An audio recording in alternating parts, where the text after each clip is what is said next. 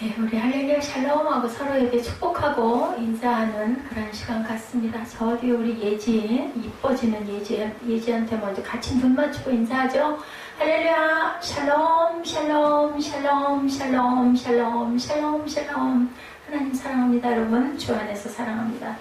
우리 함께 항상 만나고 가끔 만나고 주일날 만나고 식사도 같이 하고 해도 눈을 진짜 확실하게 맞출 때가 별로 없어요. 여러분들 눈 좀 맞추세요. 눈 맞추고 인사하는 거 아주 그게 필요합니다. 교제에 필요하고 눈 맞춤으로 인해서 기쁨도 감사도 즐거움도 전달될 수 있고 바라보는 눈빛에 너무 배가 고팠구나 한 거를 알았죠. 그 소녀가. 그런데 불치병이 그만 걸렸고 그것을 하워드 켈리가 알고 달려갔는지 그 내용은 정확하게 짧게 나왔기 때문에 모르지만 어쨌든 그렇게 해서 귀한 병원도 세우고 아주 귀한 일을 하고 그 여인은 그렇게 해서 살아나죠. 그래서 우리가 긍휼의 사랑을 품어야 된다. 오늘 말씀이 그 말씀이어서 제가 그걸 이렇게 인터넷에서 한번 찾아봤습니다. 하워드 켈리. 예, 참된 긍휼이 능력입니다. 이 능력도 하나님이 주시는데 무슨 마음으로? 하나님의 사랑의 마음으로 주신다라는 거죠. 누가복음 24장 13절에 35절 말씀, 우리가 잘 아는 말씀, 엠마오 길의 제자들에게 나타나신 그런 이야기죠. 어느 부대 이등병이 추운 겨울에 빨래를 하고 있었다 그래요. 마침 지나가는 소대장이 취사장에 가서 뜨거운 물을 얻어다가 빨래를 하라고 얘기를 해요. 소대장이 너무 추운 날이었기 때문에 지금은 뭐 그렇게 춥진 않지만 예전에는 정말 추울 때 춥고 뭐 제가 군대를 안 가봤지만 더운 물로 빨래는 못했던 것 같죠. 예, 그러나 취사장으로 달려가서 이등병은 군기가 빠졌다고 혼을 났어요. 무슨 네가 뜨거운 물로 빨래를 하냐 말이야. 야단을 써서 돌려보낸 거죠. 이어서 또 중대장님이 지나가시다가 아이고 찬물에 어떻게 빨래하냐. 빨래가 때도 안 가니 취사장에 가서 좀 얻어다가 물을 얻어다 빨래를 하라고 그래. 이등병은 어떻게 했을까요? 아까 야단 맞았는데 어떻게 또 가겠어요? 안 가버리죠. 알겠습니다 해놓고는 중대장은 당연히 그렇게 하고 지나갔겠죠. 그러고는 그냥 안 갔어요. 또 행정보고관이 지나가다가 또 보고는 이등병을 보고 이번에는 나 손 좀 씻어야 되겠으니까 가서 취사장 가서 더운 물 좀 갖고 와라 이렇게 얘기를 명령을 하는 거예요. 그러니까 당연히 손 씻으시겠다고 물 갖다 달라는데 안 갖다 줄 수가 없잖아요. 이등병 쫄병인데 군대에서는 사회를 잘 들어.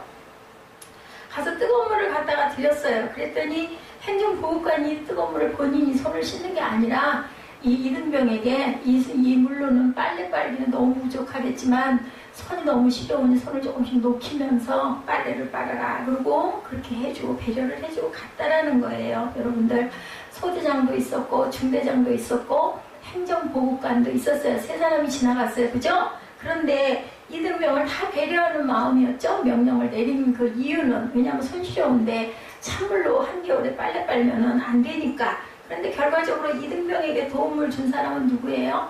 행정보고관이죠.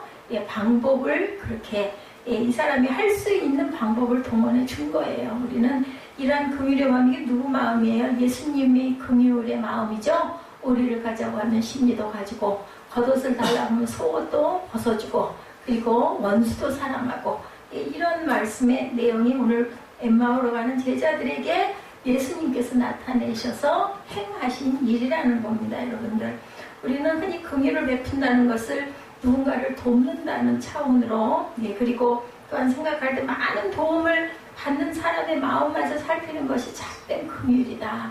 왜냐하면 도움을 받아도 그 사람이 정말 고맙게 쓸 수 있게 해주는 거죠. 그렇기 때문에 그런 얘기가 있죠.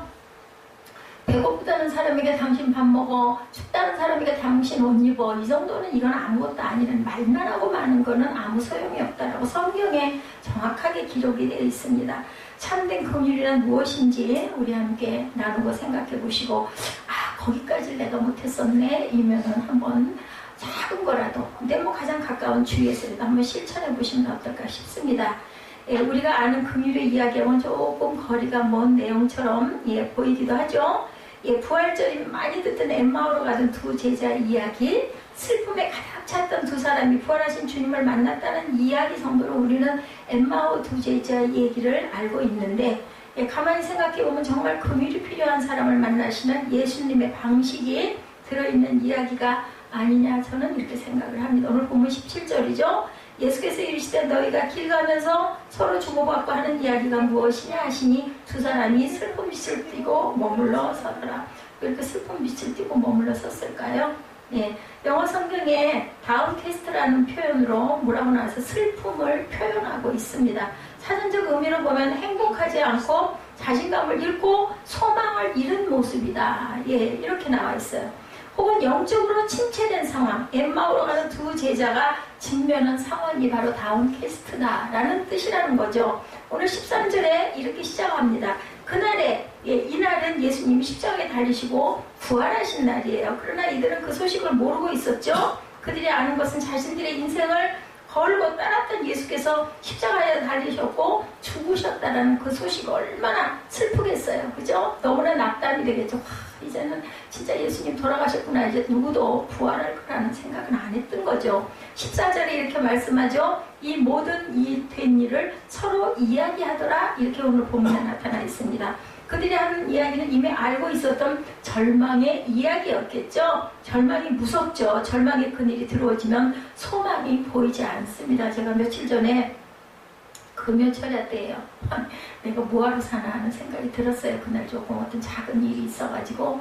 그래서 정말 예배 인도를 어떻게 해야 되나 자꾸 마음이 이렇게 자꾸 울컥울컥 슬픔이 목받쳐 올라와서 눈앞에는 눈물이 자꾸 어리고 글자도 안 보이고 도대체 기도도 할 수가 없고 어떻게 할 수가 없더라고요. 그래서 마음으로 그냥 앉아가지고 눈을 감고 기도를 했습니다. 하나님 마음을 다스려 주옵소서 하고 기도를 하고는 평안을 내게 주노라 라는 찬양이 눈에 문득 떠오르게 뜨였어요. 뭐 떠오른 것도 아니고 뜨여서 그걸 맨 마지막으로 제가 마지막 찬양이 굉장히 의미를 둬요. 저는 여러분들은 어떻게 느끼시는지 모르지만 물론 모든 찬양을 다 의미 있게 고르기는 하지만 여러분들 아마 조금 신경을 쓰시는 분들은 알 거예요. 처음에 들어갈 때 임례 찬양이 어떻게 시작이 돼서 그 다음에 우리 그 고백하죠. 시편 고백하고 나서 그 다음에 그 임례 찬양 끝나고 나면은 찬양과 경배로 들어가죠. 조금 좀 템포가 좀 빠르고 우리 마음에 기쁨이 좀 오고 뭔가 좀 소망이 솟는 그런 찬양들로 이어지다가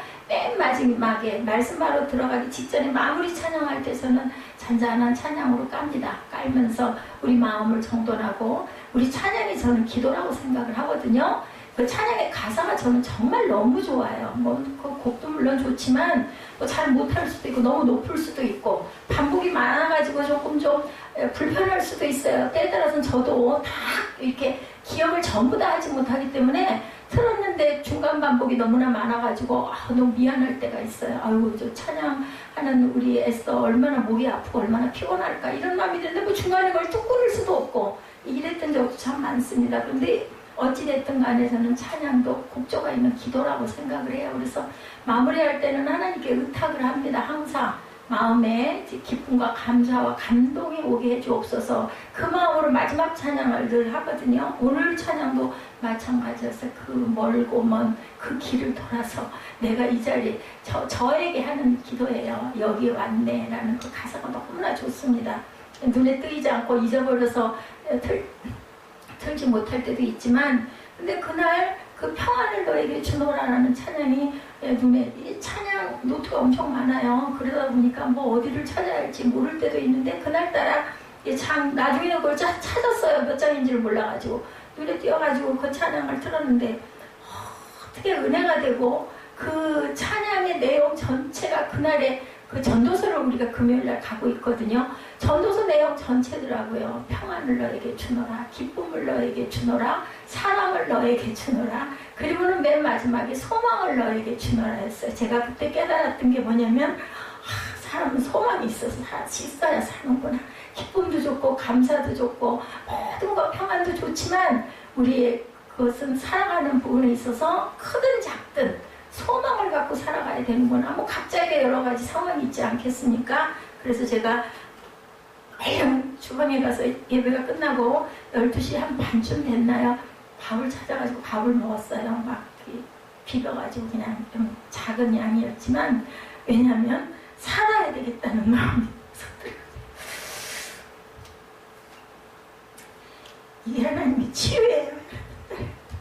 제가 밥을 안 먹고 울고 잠을 못 자고 그랬으면 건강하게 그 뒷날 새벽 예배 인도 못 하잖아요. 제가 살아야겠습니다. 살아야겠다라는 소리 이게 우리에게는요, 여러분들 말씀도 중요하지만 때로는 찬양으로, 아니면 어떤 식기절에서도 하나님께서 그것을 통해서, 아니면 어떤 영상을 통해서, 제가 요즘에 정보 비타민을 조금 길게 여러분들에게 함께 보고 싶어서 그래요. 제가 또 몸에 좋지 않은 부분들이 많다 보니까 그런 부분들을 조금 좀 멀리하고도 싶고 물리치고도 싶고 그러면서 혼자 보기에는 잘 안 돼요. 그래서 이럴 때 그럼 저희가 집중을 해서 보게 되거든요. 그래서 집중을 해서 보고 싶어서 그거를 꼭 같이 나누자. 조금 예배 시간이 조금 더 길어지더라도 여러분들 저하고 소통하는 시간은 없으시잖아요. 그러면 주일날이라도 예배가 조금 길더라도 그런 것들 좀 함께, 각자들 많이 보시겠지만 함께 보시고 저를 좀 위로해 주시기 바랍니다. 엠마오로 가는 두 사람이 예수님의 제자였음에도 절망의 그늘에서 부활하신 주님을 알아보지를 못해요. 그렇게 슬퍼하면서도 주님이 옆에 계시다는 걸 몰랐다는 거죠. 부활하신 주님이 소망으로 주님이 다가오셨어요. 엠마오로 가는 두 제자들에게. 이렇게 하나님께서는 우리에게 필요에 따라서 다가오신다는 거 절대로 잊어버리지 마시기 바랍니다. 그게 무슨 이상한 신비한 현상으로 기적적으로 이거 아니에요. 아닐 수도 있겠지만, 특별한 경우일 수도 있겠지만, 저는 제가 경험하기로는 제가 10수년 동안 지금도 신학 상담학을 공부를 하고 있습니다. 새 학기가 9월달에 시작이 됐죠. 마지막에 하고 또 이번에도 정말 자신이 없는데 힘을 냈습니다. 예, 그러다 보니까 신학을 시작을 해서부터 지금까지 제가 보니 우리 사무엘 나이가 15살이잖아요. 사무엘이 그 어린이집 다니면서 제가 신학교를 손을 붙잡고 다니면서 공부를 했으니까 15년이 넘는 것 같아요. 네, 그전에도 물론 집에서 제가 공부를 했습니다. 신학 공부를, 장로의 거를 공부를 사이버로도 했었습니다.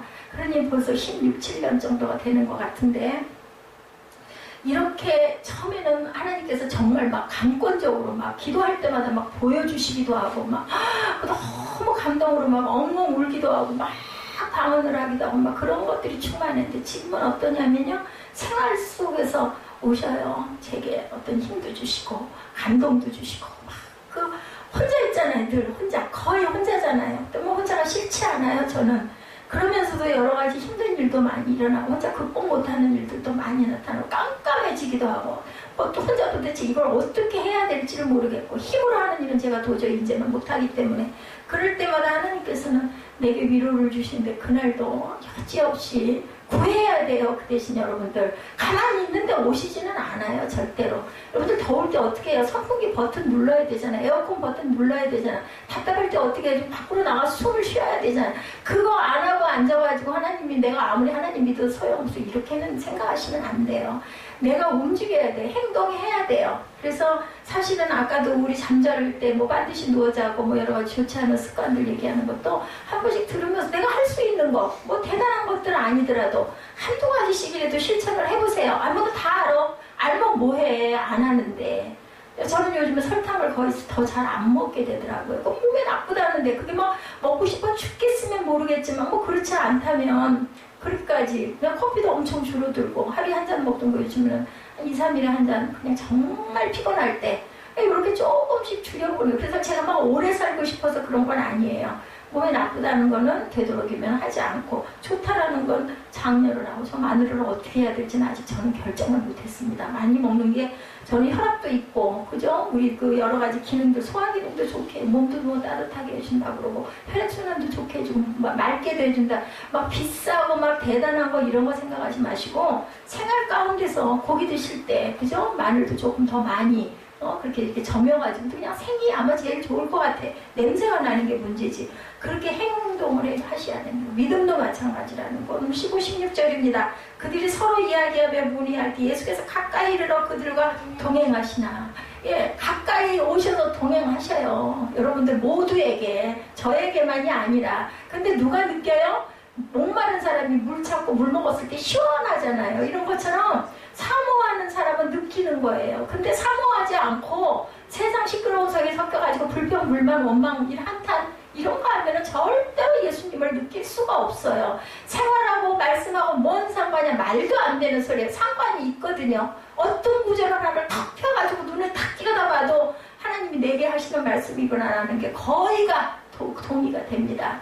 이것을 여러분들이 아셔야 된다. 저는 이게 참 안타깝습니다. 그들의 눈이 가려져서 몰라요. 이분들은 예수님 돌아가신 걸 너무나 슬퍼해서 이제 떠나는데 엠마오로 가는 제자들이에요. 그런데도 몰라요. 예수님이 계신 거를. 왜 몰랐겠어요? 눈이 가려졌다라고 나타납니다. 바로 이 상황에서 우리가 조금 이해가 안 되는 부분이 있죠. 결국은 알게 될 일이지만 왜 주님은 빨리 부활의 소식을 알려주시지 않았을까? 궁금하죠. 그죠? 예!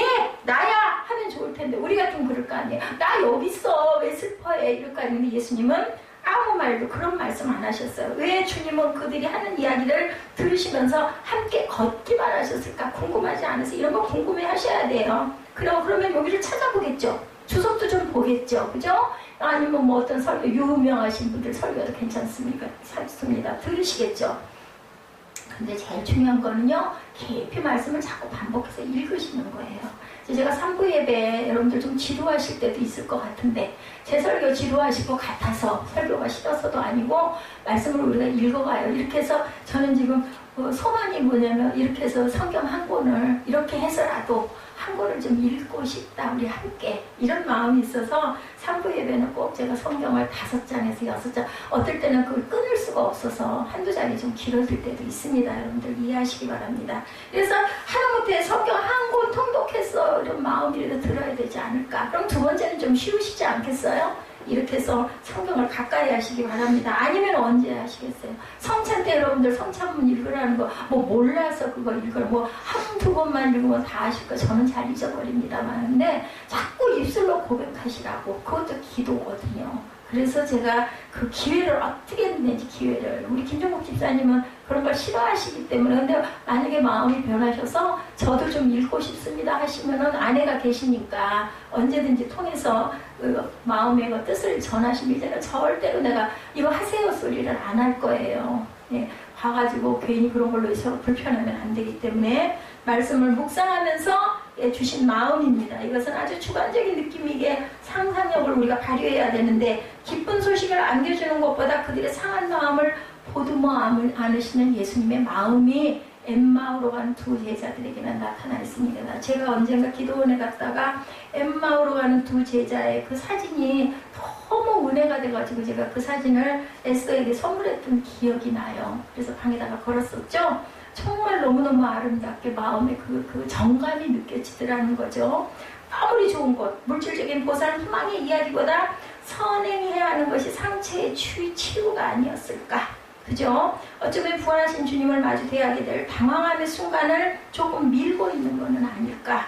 예수께서 부활하실 것을 말씀하셨음에도 십자가를 지키지 못하고 고통의 순간을 외면했던 제자들에 대한 마음을 예수님은 헤아리신 거예요. 우리 사무엘이 저한테 그러더라고요. 문자로.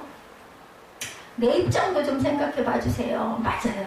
우리가 항상 상대방의 입장에서 생각할 줄 알아야 되고 뭐 자녀라고 해서 꼭 다 틀린 것도 아니고 부모라고 해서 꼭 다 옳은 것도 아니에요. 다만 제가 얘기했어요. 내가 너보다 몇십 년을 더 먼저 태어나서 세상을 살았다. 경험을 했다. 물론 뭐 세대가 다르니 어쩌니 하더라도 골격은 안 변하거든요. 그렇기 때문에 너보다는 아직은 내가 너보다 판단력이 깊고 다른 게 다 필요 없고 너를 생각해서 니를 염려해서인 거지. 만약에 염려를 안 한다면 뭐 상관할 일이 뭐 있겠어요. 몇 시에 자든 뭐라고 돌아다니든 어디 바깥에서 자전거를 타고 다니면서 늘 제가 염려가 되지만 몇 시에 들어가든 뭔 상관을 하겠어요. 예수님도 똑같아요. 지금 동행해 주신 거예요. 저는 아들하고 떨어져 있지만 마음이 늘 동행을 합니다. 근데 늘 주변에서 얘기는 내려놓으라고 하더라고요. 내버려 두라고 얘기를 하더라고요. 그리고 또 어떤 분은 그러더라고요. 아이고 목사님 몸이라 생각하세요. 그게 제일 중요한 것 같습니다. 맞습니다. 근데 또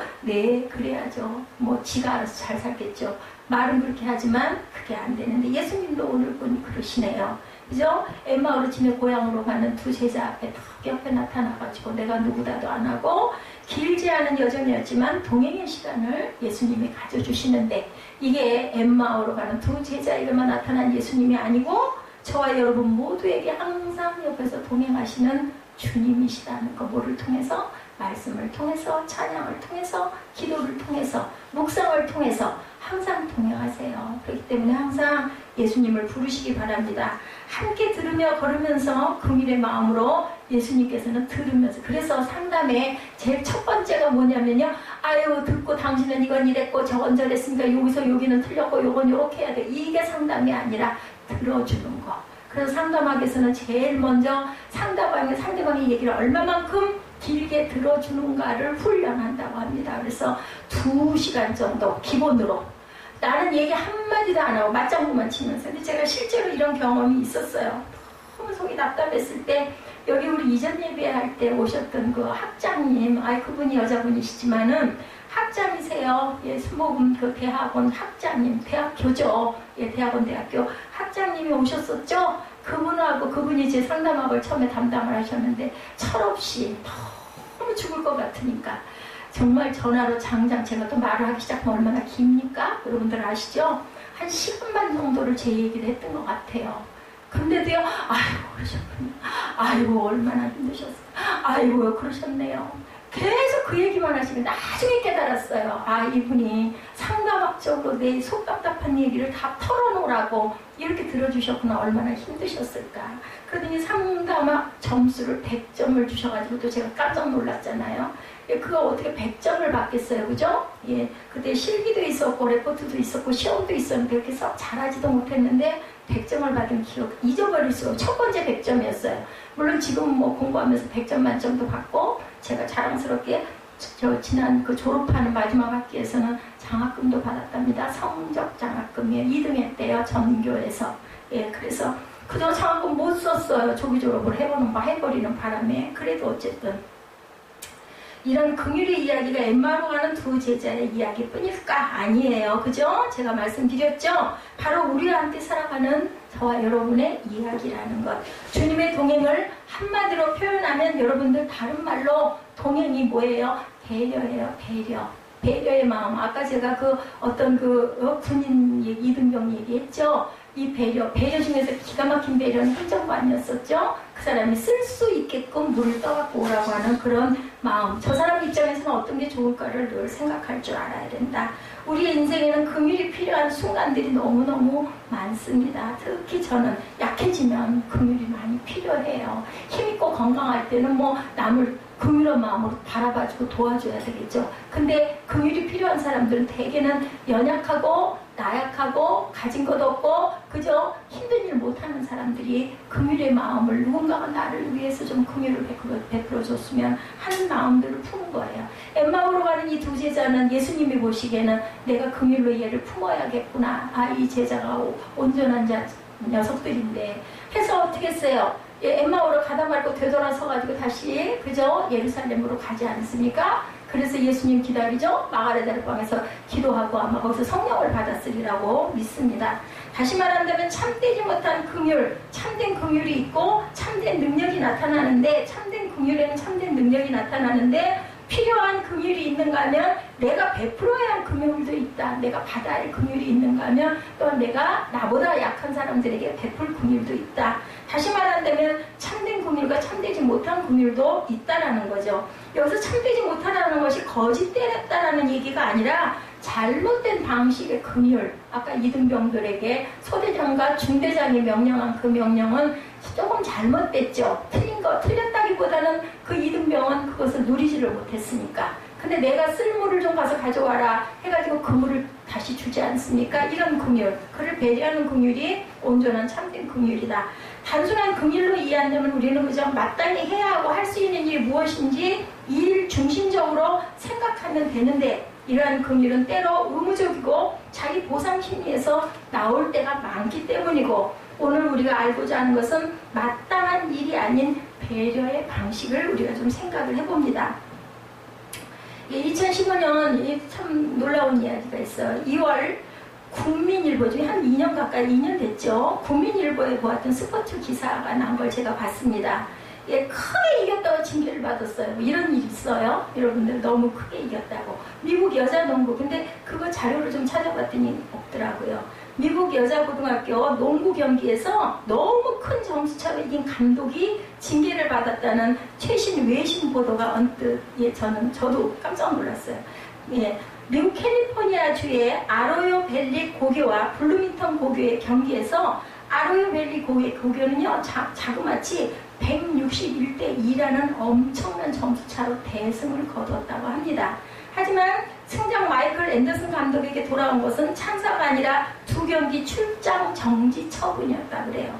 앤더슨 감독은 상대에게 망신을 주려는 의도가 없었고 후반에는 주전을 모두 빼고 그리고 그 후보들로만 다 만들어서 했다고 항변했지만 징계는 절대로 처리되지가 않았다고 합니다.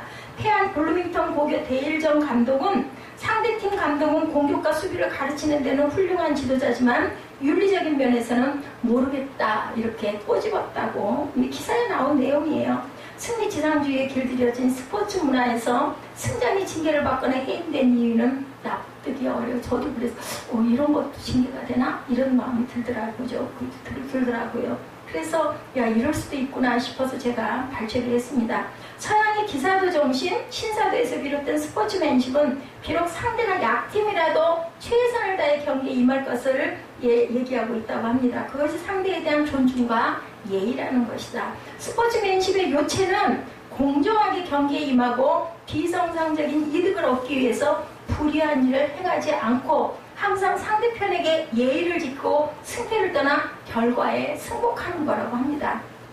그래서 우리는 겸손한 승리자가 되어야 되는데 당당한 패배자가 되고 상대에 대한 인간적인 동정심을 갖는 것도 스포츠맨십의 주요 덕목이다.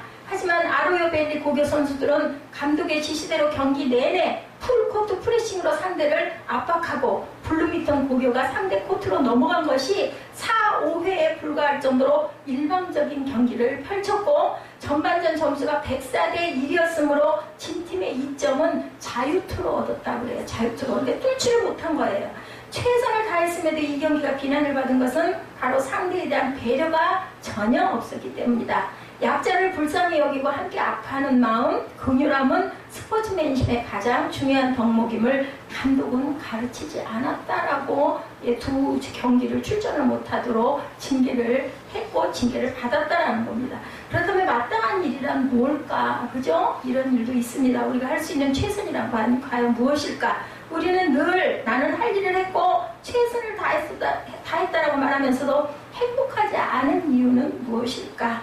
예수님의 마음으로 우리가 그 일을 한번 생각해 봅니다. 예수님은 엠마오로 가던 제자들과 함께 하셨을 뿐 아니라 그들 마음속에 숨겨져 있던 기쁨을 회복시켜 주셨어요. 그죠? 우리가 생각할 수 없는 방법으로. 저 같아도 그랬을 거예요. 야, 나 여기 있잖아. 아유, 내가 이렇게 배가 고파. 내가 이렇게 다리가 아파. 나 살았잖아. 니들 내가 부활한다고 하는데 너 모르니? 이랬을 것 같은데 예수님은 절대 티를 안 내신 거예요. 그리고 그들 얘기를 들어주신 거죠. 본문으로 돌아가 봅니다. 30절입니다. 그들과 함께 음식 잡수실 때 떡을 가지사 축사하시고 떼어 그들에게 주시니 그들의 눈이 밝아져 그인 줄 알아보더니 예수는 그들에게 보이지 아니하시는지라. 오늘 마침 성만천 주일이어가지고 아이고 이 본문 좀 너무 좋다 싶었어요. 제가 참된 긍휼은 어떤 획일적인 마음과 반응이 아니라는 거죠.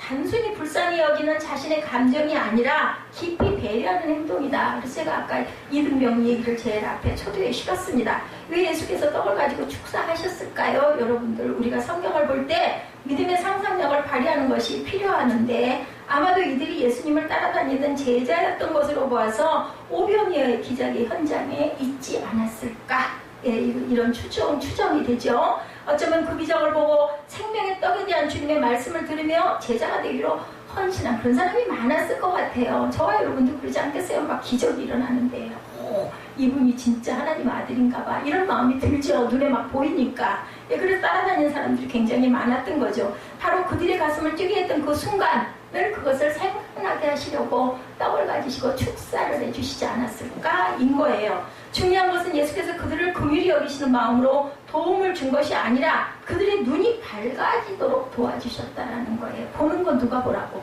네가 보라고.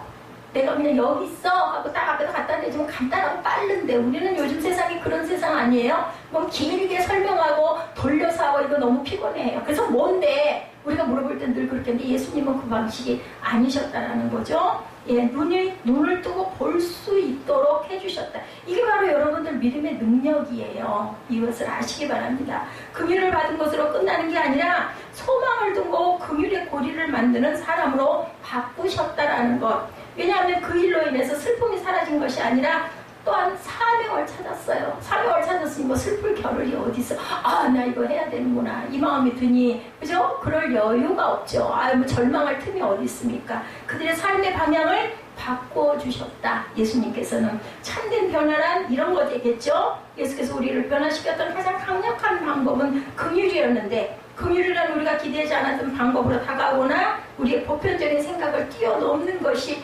아닐까. 단순한 긍휼의 방식을 뛰어넘는 이야기들을 우리는 주변에서 종종 보죠. 예, 권준 목사님의 교회만 다니지 말고 교회가 되라라는 책에 나오는 예가 하나 있습니다. 얼마 전 작은 식당을 운영하는 한 성도를 신방하셨다고 합니다. 이분이. 그는 식당에 오는 노숙인들에게 종종 음식을 대접하고 있었대. 이 권준 목사님이 성도의 삶 가운데 예수 그리스도의 긍휼이 흘러가는 것을 느낄 수가 있었다고 합니다. 목사님 한 번은 노숙인 한 분이 오셔서 음식을 드렸는데 그만 바닥에 쏟은 거예요. 이 목사님에게 얘기를 하는 거죠. 그분은 황급히 땅바닥에 떨어진 음식을 막 손으로 주워 담으시더래요. 그래서 이 음식 대접하는 이분이, 성도님이 깜짝 놀라서 새 음식을 드려야겠다, 다시 해드려야겠다 생각이 들어가지고 그 노인의 음식 그릇을 뺏으려고 하니까 아유, 막 그걸 꽉 붙들고 절대로 놓치지 않으려고 안간힘을 쓰더라는 거죠. 그래서 아유, 새로 만들어 드릴게. 음식은 흥묻어서 안 됩니다. 그랬더니 이렇게 눈을 바라보더니 그때서야 안심을 하고 음식을 내주더라는 거죠. 예, 그래서 음식을 갖다 줬더니 그렇게 애처럼 기뻐하면서 드시는 모습을 봤다. 정말 너무너무 마음이 안타깝더라는 얘기를 이렇게 했다는 거죠. 예. 누군가의 거친 행동을 변화시키는 것, 신뢰하지 못했던 사람을 신뢰하게 하는 것, 누군가의 마음을 열게 하는 것, 이것이 바로 진정한 긍휼을 통해 일어나는 일이다. 내가 다시 만들어 드릴게요 했더니 안심을 한번 뺏어갈까봐. 흥묻었어도 배가 고프니까 먹어야 되니까. 그죠? 이랬다라는 거죠. 참된 긍휼은 여러분들 늘 고통의 문제와도 연관이 있다라는 것 아시기 바랍니다. 고통스러우니까 긍휼을 부어줘야 되지 않겠어요? 그죠? 사람들은 고통의 순간에 스스로 고립됩니다. 고립되지 마세요. 제가 그래서 그나마 깊은 속병이 안 드는 이유는 어디다도 퍼대니까. 그래서 가끔 제가 애써한테 그런 얘기를 이거 기도해요. 그냥 속에다 놓고 하나님께만 하는 것보다는 누군가가 그래도 한마디라도 아이고 그랬었구나 소리를 좀 듣고 싶어가지고 가끔 하소연을 제가 하기도 합니다. 이해할 수 없는 고통이 설명되지 않을 때 고통보다 무서운 것은 버려짐의 공포다. 여러분들 될 수 있으면 요즘에는 뭐 카톡 시대라고도 하죠. 뭐 전화 뭐 바쁘니까 카톡이 왔는데 나랑 별 필요가 없어도 하다못해 웃는 막 그래도 하나 보내세요. 그게 계속 무시를 당하게 되면은요 마음에 절망스러워지고 자꾸 버려졌구나, 나는 안중에 없구나 이런 마음이 듭니다. 헤디 나우에는 두려움에서 사랑으로라는 책에서 고통의 문제를 긍휼의 시각으로 풀어야 된다 이렇게 얘기를 합니다. 영성가였던 헤디 나우에는 자신의 인생에서 아주 극심한 정신적, 육체적 고통의 시간을 지낼 때가 있었다고 그래요. 바로 그 시기에 데이브레이크라는 공동체를 섬기며 중증의 장애인들을 헤디 나우엔이 만납니다. 그들이 겪은 육체적, 정신적 고통을 통해 자신이 치유함을 받아. 그래서 우리가 봉사하면서 오히려 내가 은혜를 받는다는 얘기들을 많이 해요. 이 헨리 나우엔도 그랬던 것 같습니다. 고통이라는 놈이 자신만의 문제가 아니라는 것. 이 세상에는 자신보다 더 큰 고통을 당하는 수많은 사람이 있다는 것을, 그죠? 그들을 돕고 봉사하고 치유하다 보면 정말 별 기가 막힌 사람들이 많지 않겠어요? 선교를 가서 그래서 은혜를 받는 거예요. 이건 나는 아무것도 아니구나. 나는 너무나 행복한 사람이고, 난 너무나 가진 게 많구나. 나는 너무나 부유하구나. 이런 마음이 드는 거죠. 왜냐면 너무너무 사는 게 열악하니까. 제가 요전날 그 아이를 잃어버린 그 탤런트 얘기했죠. 그분도 정말 발길도 안 떨어지고 마음도 없었는데 자기 아이가 죽었으니까 그 옷이 아깝기도 했겠죠. 그걸 갖다 나눠줘야겠다. 아마 방송국에서 의뢰를 하니까 마음에는 별로 없었지만 그냥 단순한 마음으로 또 있으면 뭐해. 맨날 슬프게 앉아가지고 그러고만 앉아있으면 오히려 더 안 좋을 것 같기도 하고, 아내가 또 얼른 짐보따리를 싸주니까 마지못해 들고 떠나가봤더니 막 죽어가는 애들이 막 내 아들은 뭐 고사하고 막 그냥 뭐 툭툭툭 널려 발길에 걷어채이니까 얘네들 살려야 되겠구나, 얘네들 학교라도 세워줘야겠구나, 이런 마음이 불릴 듯 일어나는 거지, 현장을 보다 보니까. 그래서 우리도 전도하면서 은혜 받는다는 얘기를 하죠. 우리 입으로 얘기해야 되잖아요. 예수 믿으세요 해야 되잖아요. 말씀을 한 절이라도 읽어줘야 되잖아요. 이러니까 예수 믿으세요. 그러면서 내가 내 마음에, 제가 설교를 하면서 이렇게 사는 거예요. 여러분들 말씀 전하면서 여러분은 어떨지 모르겠고, 첫째는 제가 은혜를 받습니다. 그리고 또 기억도 또 잊어버리더라도, 그래서 정말 하나님 말씀과 하나님의 은혜와 하나님이 나를 살려주심의 방법이 너무나 정말 신기하다는 생각을 저는 매일매일 합니다. 인생이 흔들릴 때 우리는 누군가의 긍휼이 꼭 필요해요. 여러분들 무슨 대단한 일 하려고 생각 안 하셔도 된다는 거죠. 나는 도대체 뭐라고 앉아있나 안 하셔도 돼요. 누군가 내 옆에 있는 작은 사람 하나, 아이면 어떻겠어요, 한 사람이면 어떻겠어요. 내 위로를 필요하는 누군가에게 내가 따뜻한 진짜 내 마음 진심을 담은 어떤 위로의 말 한마디, 긍휼한 마음으로 그 몹을 받으려고가 아니라, 아까 우유 한 잔도 그래서 제가 여러분들 보여드린 거거든요. 그런 마음이 정말 필요하다. 그런 긍휼, 뭘 받으려고가 아니라 그런 마음이 긍휼을 베풀 줄 알아야 된다. 그 긍휼이 필요한 순간에 주님께서 우리에게 가르쳐 주신 방법, 아픈 것을 지적하기보다는 아까도 얘기했지만 조용히 아픔을 알아주는 것, 엠마오 가는 제자들과 함께 가시면서 그들의 아픔의 이야기를 들어주는 것, 이것이 바로 긍휼으로 치료해주는 방법이었다. 바로 그 주님 때문에 엠마오로 가던 제자들의 마음이 뜨거워지자 다시 왔던 길로 되돌아가죠. 오늘 본문에 32절에서 34절 봅니다. 그들이 서로 말하되 길에서 우리에게 말씀하시고 우리에게 성경을 풀어주실 때 우리 속에서 마음이 뜨겁지 아니하더냐 하고, 곧 그때로 일어나 예루살렘에 돌아가 보니 11제자 및 그들과 함께한 자들이 모여있어 말하기를 주께서 과연 살아나시고 시몬에게 보이셨다 하는지라. 이렇게 나타나 있어요. 도로 돌아가 봤더니, 그죠? 아무 말씀도 안 하셨는데 마음에 뜨거운 감동이 있었다라는 거죠. 오늘 부활의 이야기를 하는 게 아니고 예수님의 긍휼 방식으로 다시 소망을 찾은 사람들의 변화를 여러분들에게 말씀드립니다. 그들이 다시 삶의 자리에 돌아갔다는 것이고, 그들이 다시 포기했는데 사명자가 됐어요. 그거 포기하고 그 고기 낚으러 갔던 어부들, 베드로에게 예수님이 나타나시죠. 그래서 밤새도록 고기를 낚으려고 해도 긴 그물밖에 없었는데, 더구나 어부들에게는 깊은 바다에 가가지고는 그 새벽에 고기가 한 마리도 안 잡히는 사실임에도 불구하고 예수님은 깊은 데로 가서 그물을 내려라 하셔요. 그랬더니 뭐라 그래? 베드로가 말씀에 의지하여 내가 그물을 내리리다 했더니, 그죠? 그물이 찢어질 정도로 많은 고기가 잡혔다는 거 여러분들 아시죠? 이것이 바로 긍휼의 마음이고 사명을 주시기 위한 사명자의 모습이었다는 거. 그런 모습을 우리가 지녀야 된다는 거죠. 참된 긍휼은 누군가 돕는 사람이 계속해서 돕는 게 아니고, 누군가 도움을 받은 사람이 계속해서 도움을 받는 것도 아니에요. 도움받아서 다시 내가 이 일을 해야 되겠구나, 내가 이 사명이 있구나 하면 다시 힘을 받아가지고 누군가에게 또 나도 베풀어야 된다는 거죠. 그래서 한적하여 선을 이루는 거죠.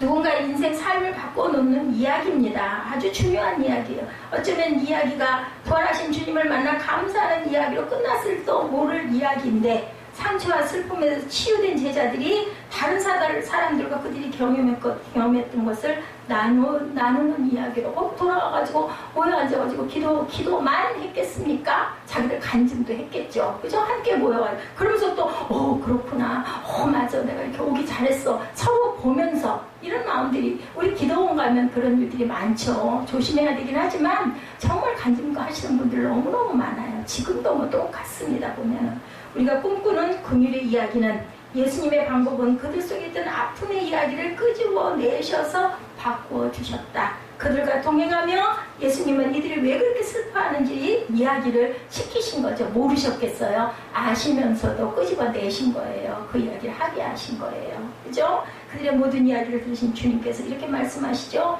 뭐라고 말해요? 미련한 자들이요, 이렇게 얘기합니다. How foolish you are, 이렇게 얘기해요. 이 foolish가 뭐예요? 바보 같은 놈, 이 바보야, 쉽게 얘기해서 이 바보야, 그 얘기예요. 부드러운 얘기죠. 약간의 뭐랄까 좀 이렇게 다독이는 얘기에 이 녀석아, 아이고 이 바보 같은 녀석아, 이 말입니다. 아이 이 바보 같은 사람이 이제 두려움의 벽을 깨고 새로운 세상을 보아라. 예, 그 구절이 그렇게 나와 있습니다.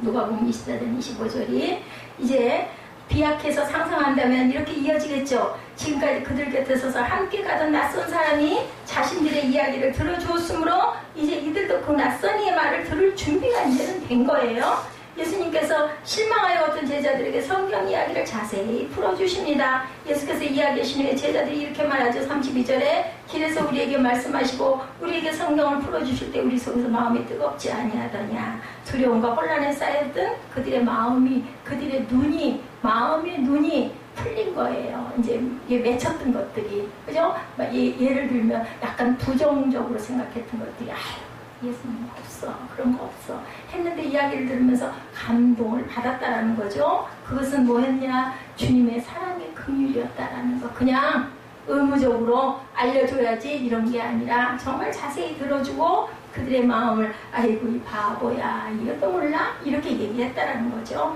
그들의 고통을 부정하는 게 아니고 그들의 고통이 지금까지 된 커다란 역사적 사건의 일부임을 설명해 주셨다. 이 세상의 고통을 커다란 역사의 일부로 보기 시작하고 누군가의 이야기가 비난의 대상이나 남의 이야기가 아니고 커다란 하나님 나라의 일부로 보기 시작할 때 그것이 바로 우리 이야기가 시작된다는 것을 깨달아 아시기 바랍니다. 참된 긍휼은 참된 교회의 정체성입니다. 참된 긍휼로 우리가 경험하는 능력이란 누군가에 이렇게 하라거나 저렇게 하라는 방법을 가르쳐주는 것이 아니라 그 시간을 함께 경험하며 일어나 가는 거죠. 그래서 하나가 되라고 늘 말씀하시죠. 이 세상에 존재하는 수없이 많은 사람의 고통에 우리의 마음이 열리고 그 고통이 느껴지는 것. 유럽으로 가는 난민들이 배가 난파되어서 죽는 모습 때문에 마음이 아프고 정말 흉악한 범죄를 일으키는 사람들을 보면서 피해자뿐 아니라 괴물로 변해버린 사람들을 바라보며 마음이 아프고 에이즈로 죽어가는 사람을 보면 그것이 부도덕의 사물이 나는 비난에서 그치는 것이 아니라 그렇게 고통 속에 죽어가는 사람들의 아픔이 나의 아픔으로 느껴질 때 긍휼이 시작됩니다. 그래서 보면은 그 사마리아 사람 얘기가 그래서 나오는 거예요.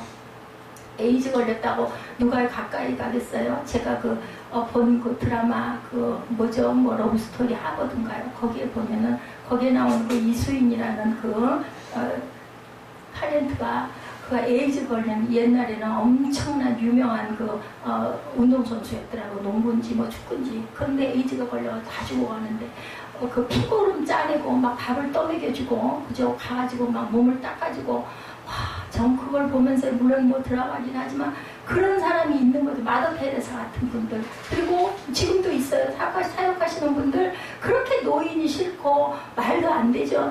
우리 것도 싫은데 남의 변을 그걸 다 기저귀를 채웠다가 그걸 하고 있더라는 거예요. 여기 오셨던 그 여자 전도사님이요. 그분이 지금 그 노인 저걸 하고 계시잖아요. 노인 사역을 하고 계시잖아요.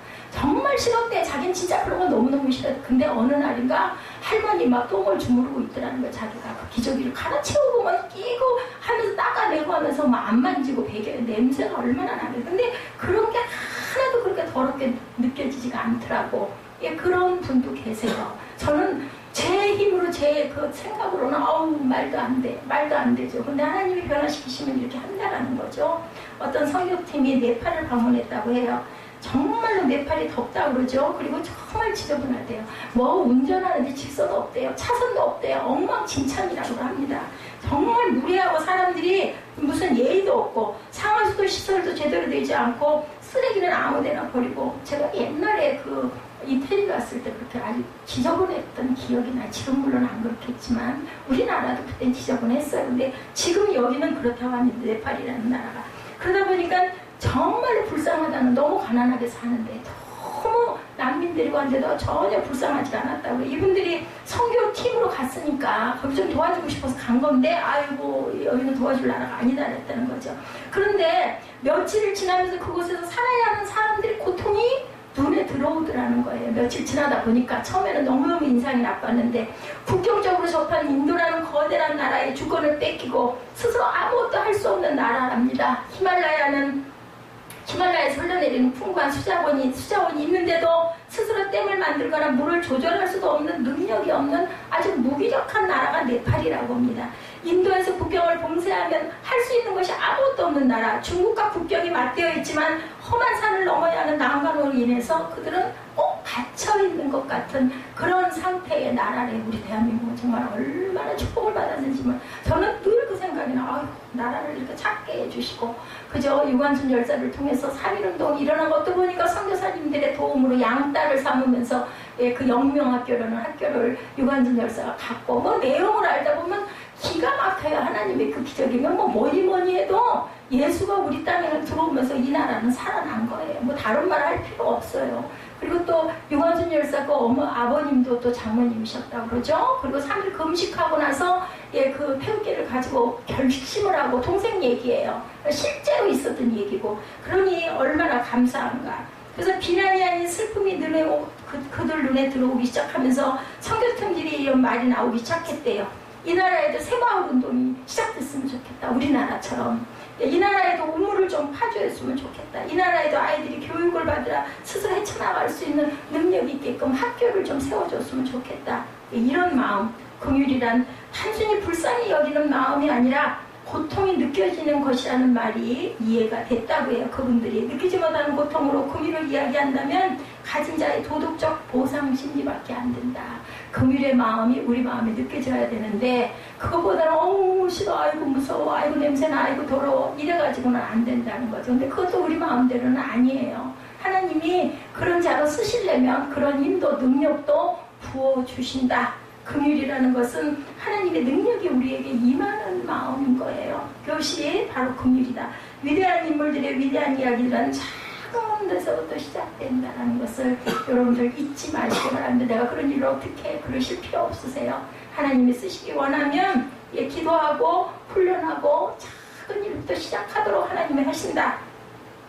긍휼의 고리가 주님의 긍휼을 경험한 엠마오로 가던 제자들이 다시 예루살렘으로 헨리 라우엔이 경험한 새로운 세계관이 새로운 공동체로 만든 이야기 한 가지가 있는데 유명한 아까 말씀드린 그 존스 홉킨스 대학병원 그래서 제가 영상을 곧 있어서 보여드린 겁니다.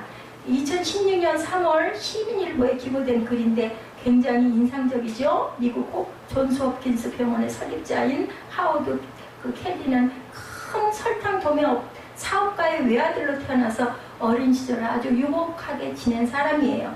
헨리 아버지는 잘 나가는 사업을 하다가 노예 해방을 부르짖으며 스스로 남북전쟁에 참전할 정도로 가난하고 불쌍한 사람을 배려하는 착한 부자였다고 합니다.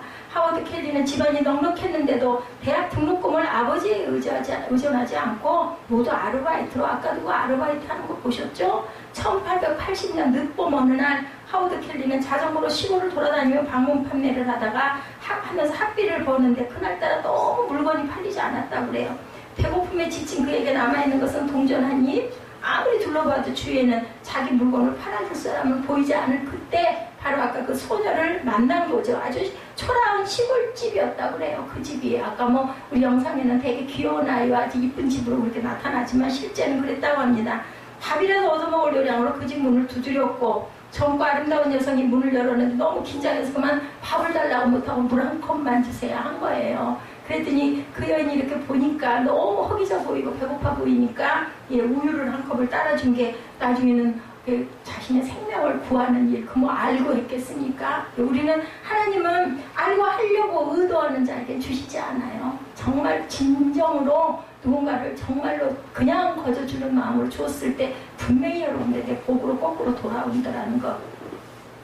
그녀의 작은 친절이 켈리로 하여금 어려움을 헤쳐나갈 수 있도록 힘을 주고 사람에 대한 사랑과 긍휼의 마음을 더하게 해주는 계기가 되었다고 합니다. 그래서 아까 보신 것대로 산부인과 의사가 되고 존스 홉킨스 병원을 공동으로 창립을 하였다. 여러분들 하버드 대학 대단하잖아요. 그것도 하버드라는 사람이 자기의 사제를 털어가지고 첫 번째 졸업생이 9명이었어요. 그랬는데 이렇게 지금 대단한 아주 어느 나라에서도 명문으로 꼽히는 그 영국의 대단한 그런 학교가 설립돼 작은 일에서부터 시작이 된다는 것. 치료를 위해서 하워드 켈리가 있는 병원에 오게 됐고 결국은 살려내죠. 태어날 때 그게 바로 경험비입니다. 이렇게 얘기한 정말 은혜가 있는 그런 이야기. 이게 바로 긍휼의 은혜. 교회의 일이란 그 나라를 꿈꾸며 하나님의 마음으로 하는 그 무엇이다. 교회의 일이란 언젠가 열매나눔 재단을 만들어서 활동하고 계신 여러분들 아시죠? 김동호 목사님 인터뷰 기사에 이런 이야기가 나와 있었습니다. 성령 안에서 교회는 본질적으로는 공동체인데 늘 하나됨을 강구해야 할 정도로 공동체성이 약합니다. 질문이에요. 그죠? 하나됨을 왜 자꾸 강조하면서 하나되지 못하니까 자꾸 하나됨 얘기를 하지 않겠느냐는 거죠. 교회가 내적으로 하나되지 못하고 사회적으로 함께하는 사회를 만드는데 소극적이라는 소리를 듣는 원인은 어디 있습니까? 했더니 김동호 목사님 대답이 제가 정확히 파악했는지는 모르겠지만 교회들이 하나님 나라를 잊어버려서 공동체성을 이루지 못한 것 같습니다. 라고 이렇게 대답을 했다고 합니다. 교회는 하나님의 나라를 위해 존재하는데 교회를 하다 보면 교회의 목적이 하나님의 나라가 아니라 교회 자체가 되어버리는 거죠. 우리 교회. 그죠? 우리 교회 더 커져야 되겠고 우리 교회 더 유명해져야 되겠고 우리 교회에 성도 더 많이 와야 되겠고 전도해서 얼른 옆에 있는 교회에 있는 성도들이 뺏어와야 되고 이런 마음들이 된다는 거죠. 그렇게 되다 보니까 이 세상의 교회는 내 교회밖에 없고 다른 교회는 다 내 교회의 경쟁 상대고 남이다, 타인이다 이런 생각들을 갖게 된다. 그래서 교회는 교회만을 생각하면 절대로 하나가 못 된다. 그래서 그 김동호 목사님은 교회들을 다 이렇게 분가를 시켜가지고 교회를 5개를 만들고 그리고는 나 따라온다고 하는 사람들 절대로 받지 않는다고 그러죠. 그 자리에서 그 자리에 예배드려라. 이렇게 할 정도로 다 떼서 주시고 본인은 그냥 교회 없이 또 좋은 일들을 많이 하시는 걸로 제가 알고 있습니다. 그래서 교회는 교회만을 생각하면 절대로 하나가 못 된다. 교회를 키우는 것이 재미있고 교회를 키우면 그것을 내 성공으로 착각하기 때문이다. 이건 특별한 사람에게만 해당하는 게 아니라 인간 우리 모두에게 보편적인 마음이에요. 제가 만약에 여기 성도가 수십 명이 되고 계속해서 성도 인원이 늘어나면 얼마나 교만하겠느냐. 제가 일부 예배 때 그렇게 얘기했습니다. 그런 그릇이 못 되니까 이렇게 세워놓으신 게 아닐까. 그래서 감사해야 되겠죠? 죄 짓지 않고 있다가 하나님 나라에 안 끼는 게 오히려 더 복이 아닐까. 참된 긍휼의 능력인 것은 긍휼로 인해 만들어지는 하나님의 마음과 하나님의 나라를 믿기 때문이다. 믿으시기 바랍니다. 내 마음 가는 대로 사는 게 아니고 하나님의 마음 가는 대로 사는 것. 내 삶의 방식대로 사는 게 아니라 주님께서 우리에게 보여주셨던 삶의 방식으로 사는 것. 사람들을 가르치려고 하기보다는 그들의 삶의 일부가 되어주고 고통의 일부가 되어주려고 할 때 우리가 모두 하나님 나라의 일부분이라는 것을 깨닫게 됩니다. 엠마오 마을로 내려가던 제자들에게 훈계하시기보다는 그들의 이야기를 들어주셨던 주님의 마음, 우리가 잘못해왔던 긍휼로 인해 누군가를 아프게 하고 우리 삶의 보상으로 위안을 삼았던 것은 아닌지, 그래서는 우리가 참된 긍휼을 생각하며 능력을 행하시는 하나님을 기대하는 것은 아닐까. 주님께서 보여주신 주님의 긍휼의 방법, 엠마오로 간 두 제자들을 통해서 여러분들 마음 안에 내가 긍휼을 실천했다, 아니면 내가 긍휼을 바라고 있다라면 혹시 내가 바라던 긍휼, 내가 베푼 긍휼은 예수님의 그 긍휼의 마음과 어떻게 다른지 묵상하시는 귀한 시간 되셨기를 주님의 이름으로 축복합니다. 우리 찬양하시고 축도로 예배를 마치도록 하죠.